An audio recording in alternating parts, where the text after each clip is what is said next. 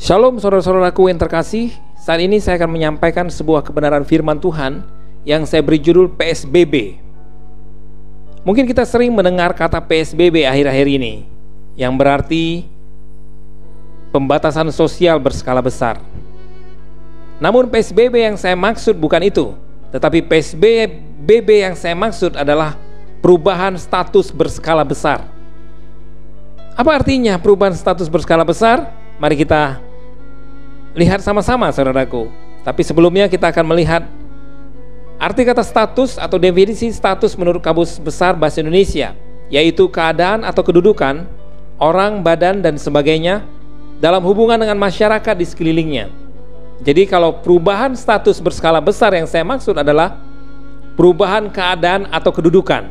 Tentunya apa yang Alkitab ajarkan, perubahan keadaan atau kedudukan ke arah yang lebih baik lagi. Karena itu mari sama-sama kita belajar saudara-saudaraku melalui kebenaran firman Tuhan. Saya akan bacakan Rut pasal yang pertama. Kita baca dari ayat 1 sampai 5 dahulu. Berangkat dari sini kita akan belajar dari kisah ini untuk menemukan makna dari PSBB. Demikian firman Tuhan. Pada zaman para hakim memerintah, ada kelaparan di tanah Israel. Lalu pergilah seorang dari Betlehem Yehuda beserta istrinya dan kedua anaknya laki-laki ke daerah Moab untuk menetap di sana sebagai orang asing. Nama orang itu ialah Elimelek, nama istrinya Naomi, dan nama kedua anaknya Mahlon dan Kilion. Semuanya orang-orang Efrata dari Betlehem Yehuda. Dan setelah sampai ke daerah Moab, diamlah mereka di sana. Kemudian matilah Elimelek, suami Naomi, sehingga perempuan itu tertinggal dengan kedua anaknya. Keduanya mengambil perempuan Moab. Yang pertama bernama Orpa, yang kedua bernama Rut, dan mereka diam di situ kira-kira 10 tahun lamanya. Lalu matilah juga keduanya, yakni Mahlon dan Kilion, sehingga perempuan itu kehilangan kedua anaknya dan suaminya. Kita perhatikan di ayat yang pertama, mereka pergi ke Moab dan meninggalkan kampung halaman mereka di Betlehem Yehuda untuk menghindari kelaparan. Saudara-saudaraku yang terkasih, sebenarnya keluarga Naomi punya maksud hati mau menghindari masalah, mau menghindari problema yang terjadi, yaitu kelaparan di kampung halamannya. Tetapi malah suami dan kedua anaknya meninggal di tanah perantauan. Saya katakan ini sebagai mau untung malah buntung, mau sukses malah bangkrut, mau mendapatkan harta di tempat lain malah kehilangan harta terbesar, yaitu keluarganya. Saudara-saudaraku yang terkasih, bukankah terkadang kita juga pernah mengalami keadaan ini? Kita mau berhasil, malah kegagalan yang kita alami. Kita mau sukses, malah kebangkrutan yang kita alami.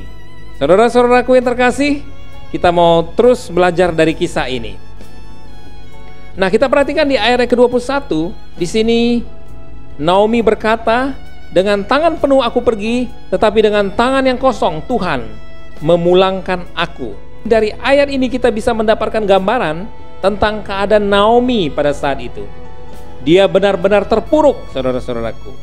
Dan syukurnya Naomi punya pribadi yang dapat menjadi teladan, sehingga salah satu menantunya yaitu Rut tetap berkomitmen untuk mengikuti Naomi, bahkan percaya kepada Allahnya Naomi, yaitu Tuhan kita. Saudara-saudaraku, ada orang yang sudah mengalami keadaan yang terpuruk, namun hidupnya tidak menjadi teladan, sehingga mereka tidak menjadi apa-apa.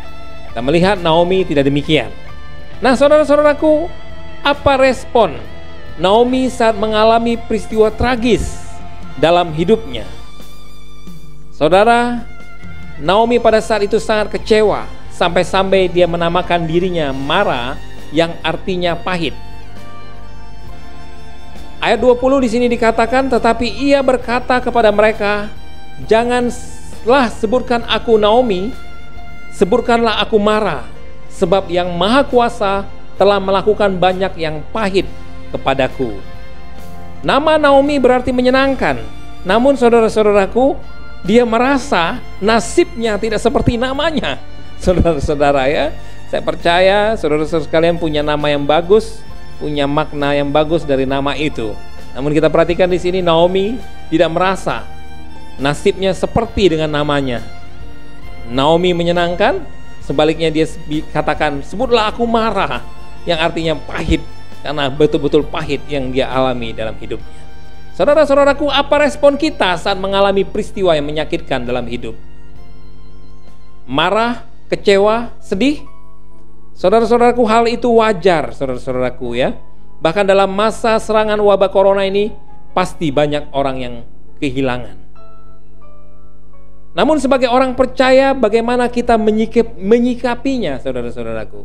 Mari kita belajar terus dari kisah ini, agar kita dapat memiliki pemahaman yang benar dan tindakan yang benar terkait situasi akhir-akhir ini, saudaraku.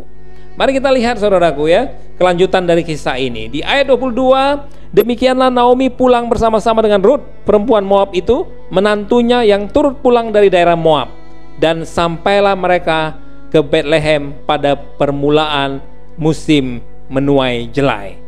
Saudara-saudaraku, akhirnya Naomi kembali ke Betlehem. Apa yang terjadi di sana? Rut, mantunya, bertemu dengan Boas, yang merupakan salah satu keluarga dekat dari Naomi dan Elimelek suaminya. Saudaraku, Naomi pulang di waktu yang tepat, pada musim menuai jelai, yang memungkinkan Rut bertemu dengan Boas. Saya percaya, saudaraku, tentu ini atas pengaturan Tuhan ya. Ada hukum pada saat itu, keluarga terdekat berhak menebus harta milik keluarga yang jatuh miskin, yang jatuh bangkrut, dengan tujuan untuk menolong keluarga tersebut, termasuk menebus Rut yang ditinggal oleh suaminya. Ini disebut pernikahan levirat. Ipar berhak menggantikan saudara laki-laki mereka yang meninggal untuk mencegah nama keluarga itu hilang. Nah, saudara-saudaraku, selanjutnya kita lihat akhir kisah ini di pasal 4 ayat 13 sampai 17. Demikian firman Tuhan. Lalu Boas mengambil Rut dan perempuan itu menjadi istrinya, dan dihampirinya dia, maka atas karunia Tuhan perempuan itu mengandung lalu melahirkan seorang anak laki-laki. Sebab itu perempuan-perempuan berkata kepada Naomi, terpujilah Tuhan yang telah rela menolong engkau pada hari ini dengan seorang penebus. Termasyurlah kiranya nama anak itu di Israel, dan dialah yang akan menyegarkan jiwamu dan memelihara engkau pada waktu rambutmu telah putih. Sebab menantumu yang mengasihi engkau telah melahirkannya, perempuan yang lebih berharga bagimu dari 7 anak laki-laki.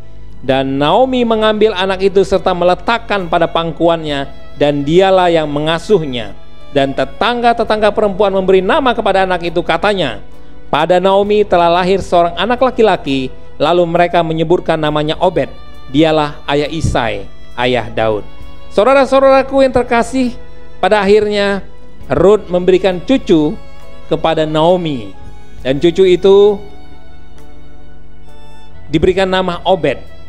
Dan Obedlah yang menjadi kakek dari Daud. Dan kita tahu, saudaraku, generasi di bawah Daud seterusnya akan menurunkan keturunan yang melahirkan Yesus sebagai manusia. Dengan kata lain, saudara-saudaraku, dari rahim Rut, mantu dari Naomi, lahirlah generasi atau keturunan ilahi.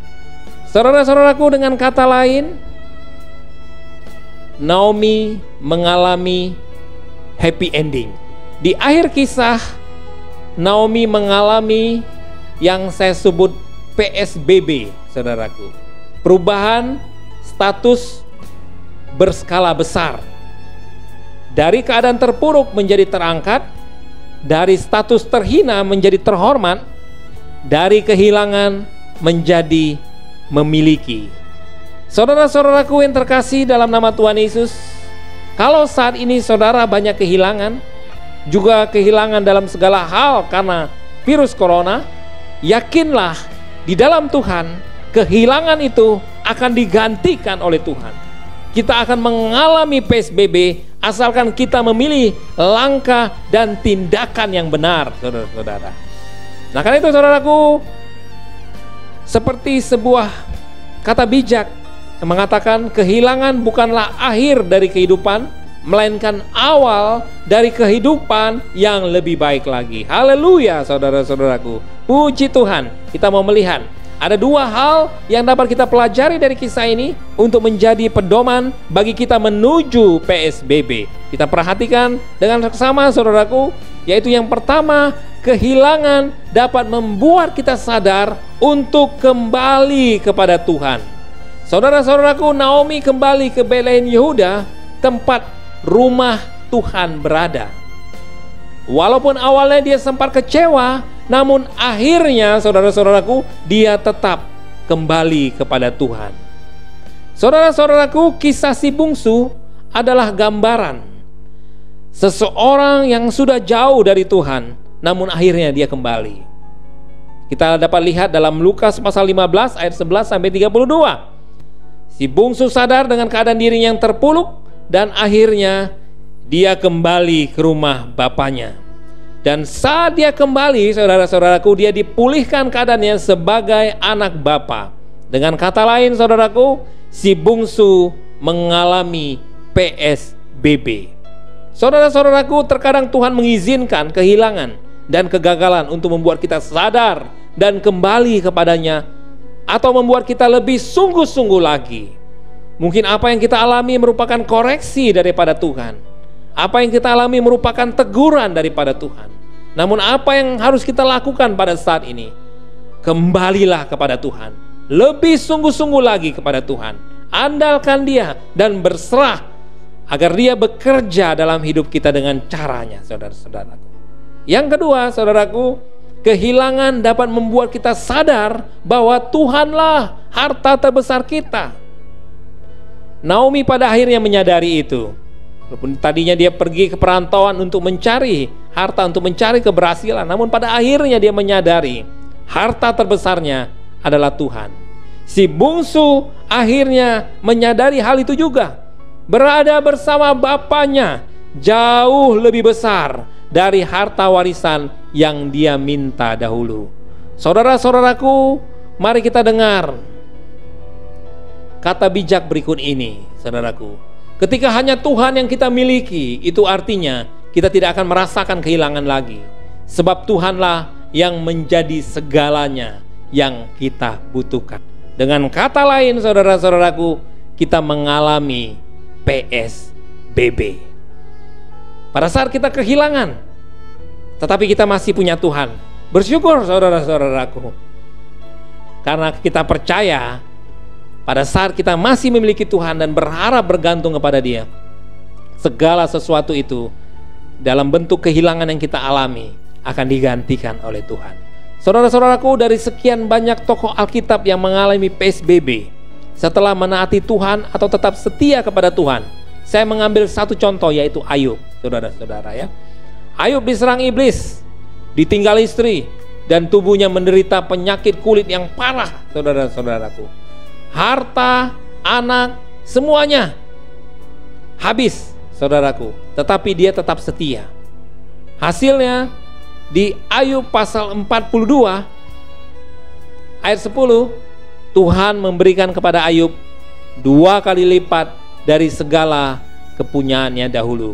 Pada saat Ayub tetap setia, pada saat Ayub tetap berserah bergantung kepada Tuhan, segala kehilangannya digantikan oleh Tuhan, bahkan 2 kali lipat. Dengan kata lain, saudara-saudaraku, Ayub mengalami PSBB.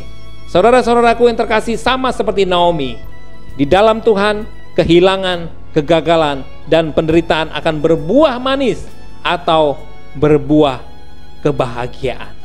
Saudara-saudaraku, kembalilah dan datanglah kepada Tuhan, dan sadarlah bahwa Tuhan adalah harta terbesar kita. Dengan demikian, saudaraku, kita akan mengalami PSBB, perubahan status berskala besar. Tuhan Yesus memberkati.